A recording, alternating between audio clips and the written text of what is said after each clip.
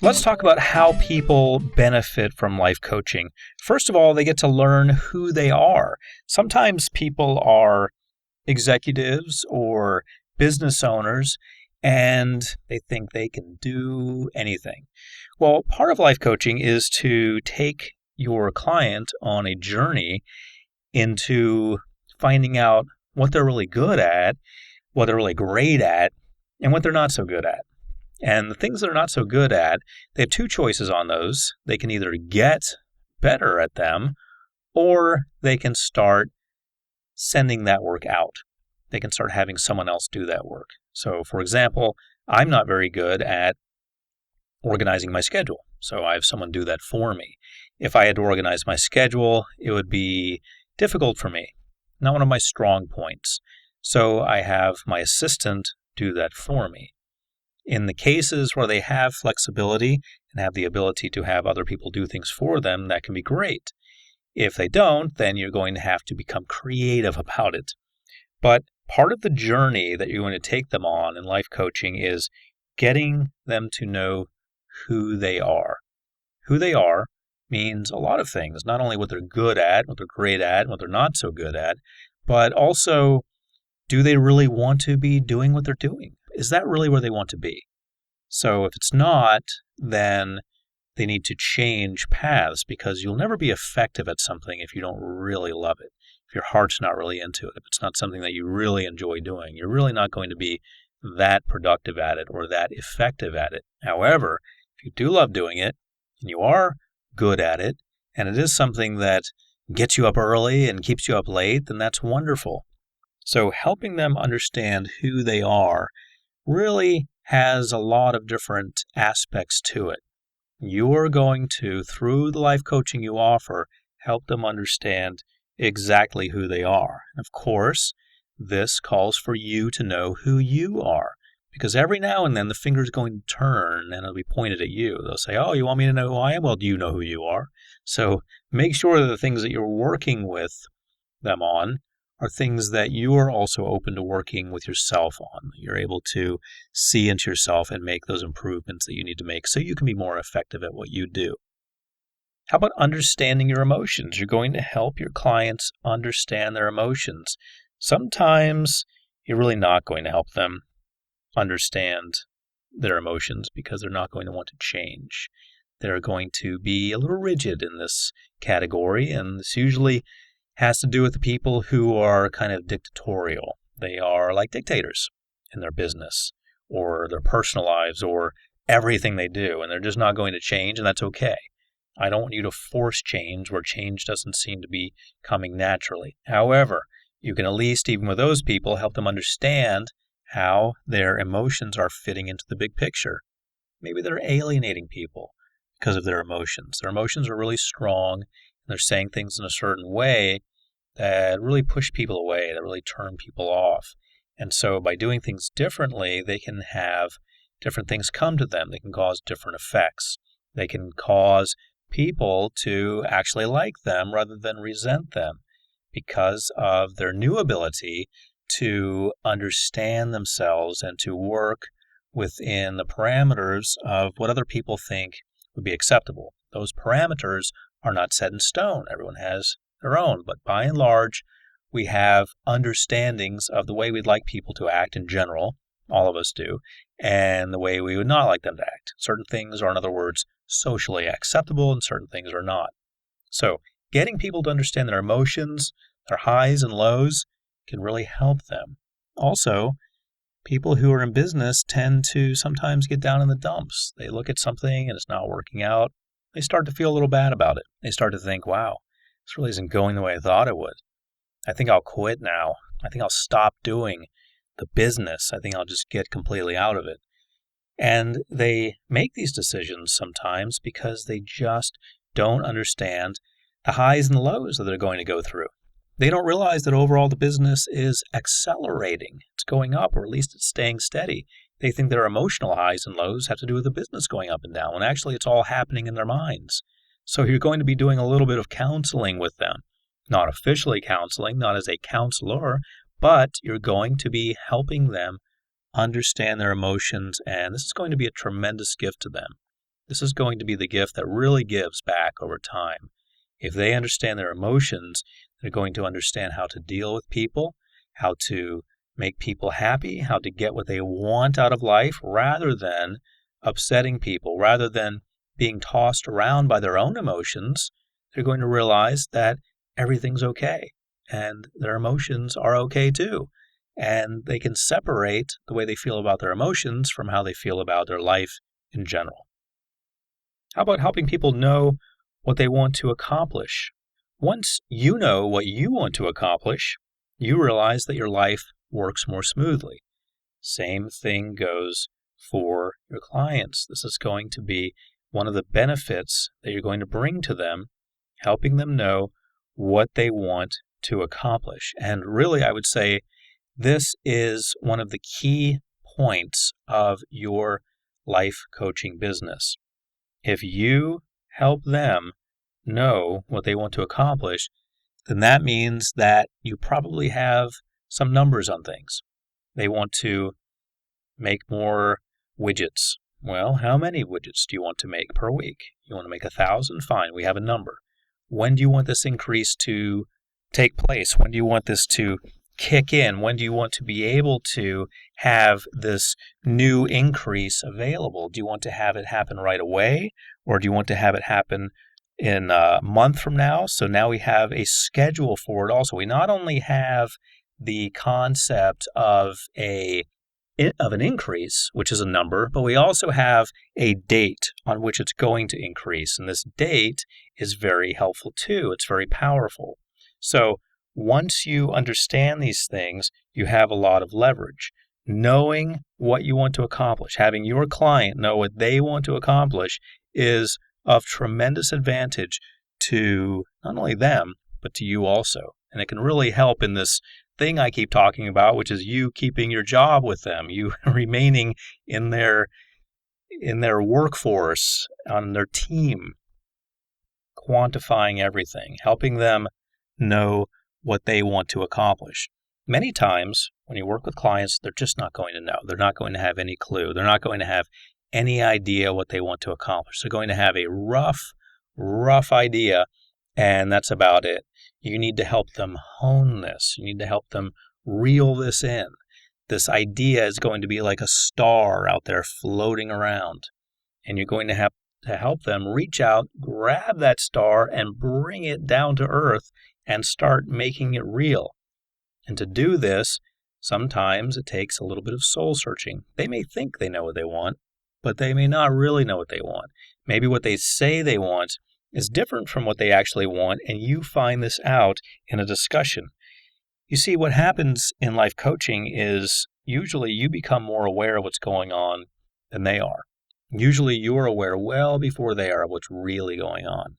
So part of your job is to help them understand this, to help them know what they want to accomplish.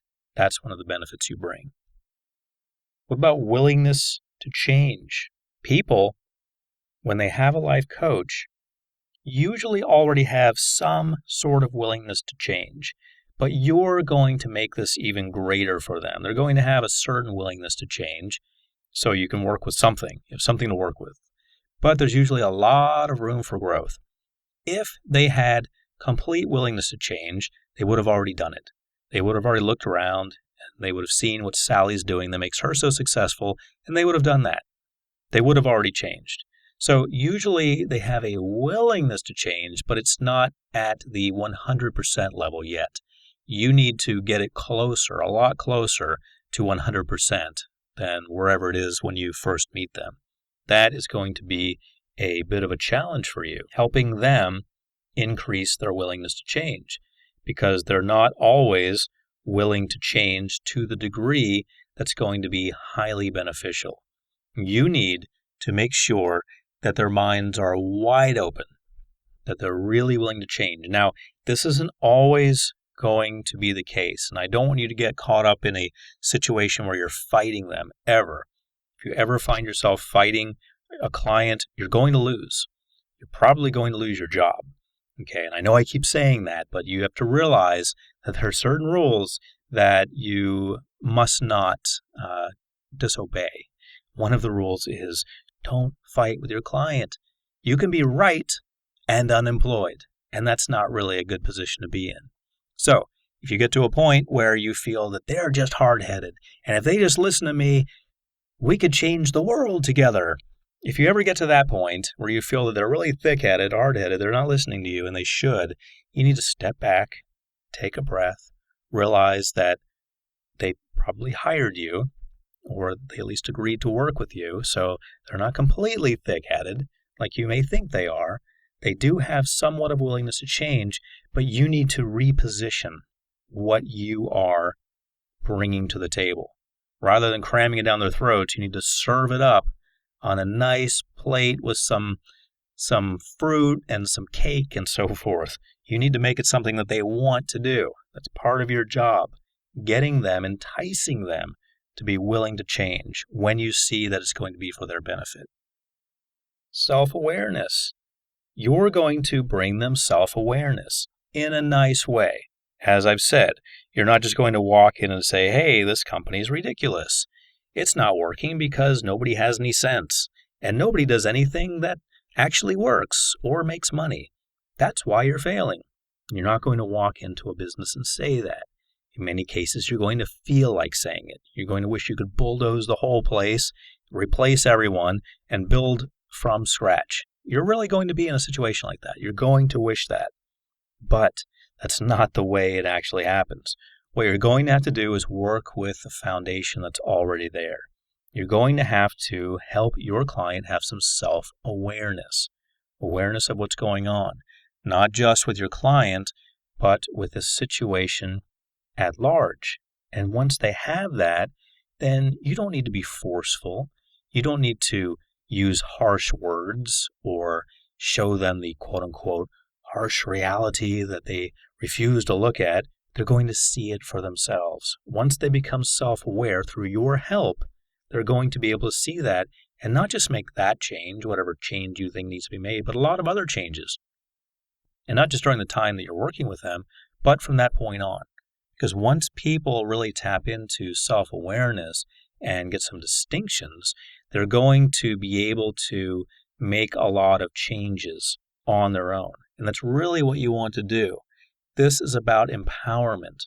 You're not trying to cripple them. That's not the situation that you should be trying to set up.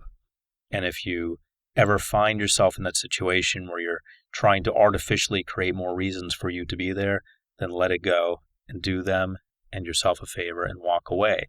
Because milking a client is not a good thing. It's not beneficial to you or the client or to your reputation.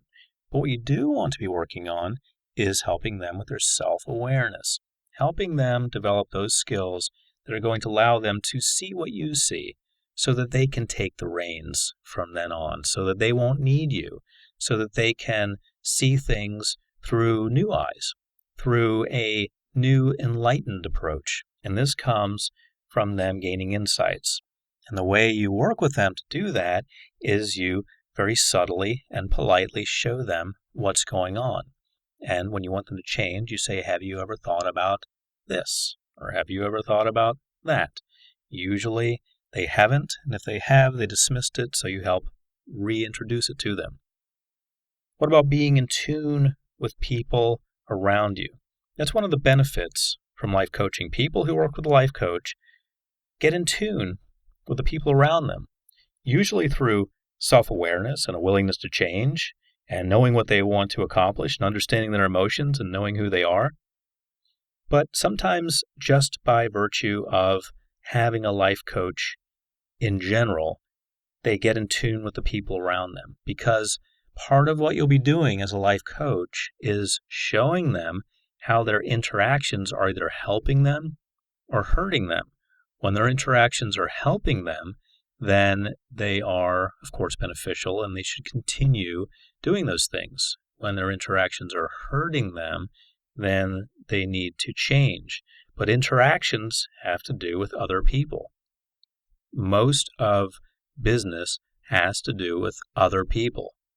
Sometimes in certain internet-based businesses, it's more so a matter of what the person does, what the individual does. But even in internet-based businesses, people have to deal with other people. Even though it's online and through emails and may seem very impersonal, there are still other people at the other end of that email, other people representing that other business that they're having to deal with. So a lot of life coaching has to do with helping people be more in tune with the people around them. And so this can translate into better relationships with their family, better relationships with their friends, better relationships with their employees or their coworkers, better relationships with people who are higher up than them in the business, or better relationships with other businesses that business deals with. This can translate into a lot of different areas and add a tremendous amount of benefit. But being in tune with people around you is one of the major benefits from life coaching, one of the major benefits that you are going to be asked to bring to the table. So you're going to be finding yourself coming up with new and creative ways to help people get along with others, to sympathize and empathize with those around them. Sometimes people in business think that they're islands unto themselves and that they are self-made women or self-made men, and everything they've got they had to fight for, and they've got a very individual type attitude. They're strong individuals. And this attitude that they have, that they bring to everything that they do, sometimes can be hindering them. What about the ability to set and reach goals? The ability to set and reach goals. Now realize that once they're able to do this, they're going to be able to do this by themselves. This is something that they're going to learn how to do, and they're going to be able to do it for themselves. They're going to be able to set and reach goals. And you get them there by holding their hand at first. At first, they need their hand held. But didn't we all, when we were growing up? Did we learn to feed ourselves all by ourselves? Did we get the jar of baby food out of the refrigerator or the cabinet and open it ourselves and teach ourselves how to feed ourselves? No, of course not. Somebody did all this for us. We had to be bathed, etc., every day for a long time and shown how to walk and so forth. We probably would end up walking eventually ourselves, but people sped up the process for us. If we were alone and having to do this all by ourselves and maybe just had someone to feed us, we had to learn how to walk alone, it would probably take a lot longer for us to figure out the whole balance thing. If somebody wasn't encouraging us and clapping, saying, "Oh, good job, you walked across the floor." Well, that's what you're going to be doing, not in a babying sense, but kind of with your clients. You're going to be encouraging them to take those baby steps, to learn how to eat food, to learn how to walk, to learn how to take care of themselves. It's going to be almost like working with an infant. But realize that once they know how to do these things, they mature very quickly, very rapidly. When you teach people in business how to do things and how to do them the right way, they learn very quickly. If they're going to learn, they usually learn very quickly. And once they do, they have the ability to set and reach goals. This takes you right out of the equation. And I want you to always work toward this. I want you to always work toward taking yourself out of the equation. I want you to think in those terms. How can I make my job obsolete? I know that sounds contradictory, but trust me when I say, if you think in these terms, you're going to keep your job. If you're always thinking, how can I empower them? How can I empower them? How can I teach them what I know so they don't need me? If you're always in that mindset of giving, empowering, they're going to need you even more. They're going to need that energy. They're going to need that person who's so giving, who's so willing to empower. They're going to put you in different positions, have you work with different people to give them that power. They're going to write you great references so you can give other people that power. So you'll have the ability to give the ability to set and reach goals.